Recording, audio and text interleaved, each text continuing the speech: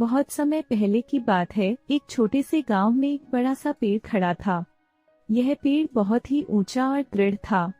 इस पेड़ के नीचे एक छोटा सा आलसी कुछ बच्चे रहते थे। उनके नाम थे अमर और अक्षय। अमर और अक्षय दोनों ही बहुत ही अच्छे दोस्त थे।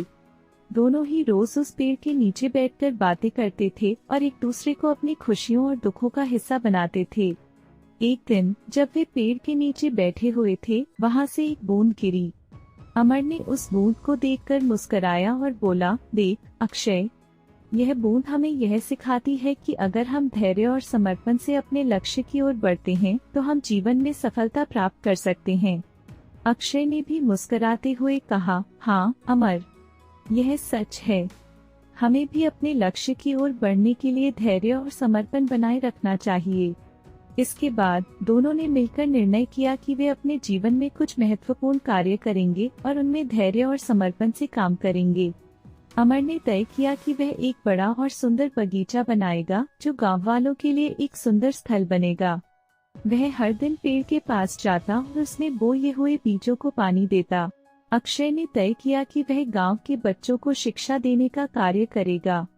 उसने एक छोटे से स्कूल खोला और वहां बच्चों को मुफ्त में पढ़ाई देने का निर्णय लिया।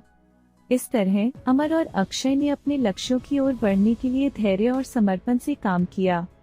दोनों ने मिलकर गांव के लोगों के जीवन में सकारात्मक परिवर्तन किया और सभी को एक नया दृष्टिकोण प्रदान किया।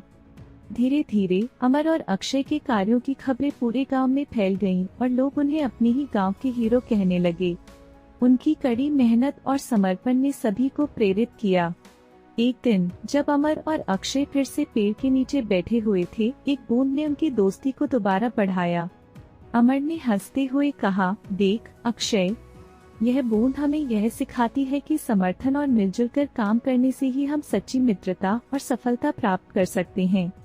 अक्षय ने भी मुस्कुराते हुए कहा, हाँ अमर, हमें इस बूंद से यह सीखने को मिलता है कि जब हम एक दूसरे का समर्थन करते हैं और मिलकर काम करते हैं तो हम आपसी मेहनत से अधिक सामर्थ्यशाली होते हैं। इस कहानी से हमें यह सीखने को मिलता है कि जीवन में सफलता प्राप्त करने के लिए हमें धैर्य, समर्पण और समर्थन की आवश्यकता होती है।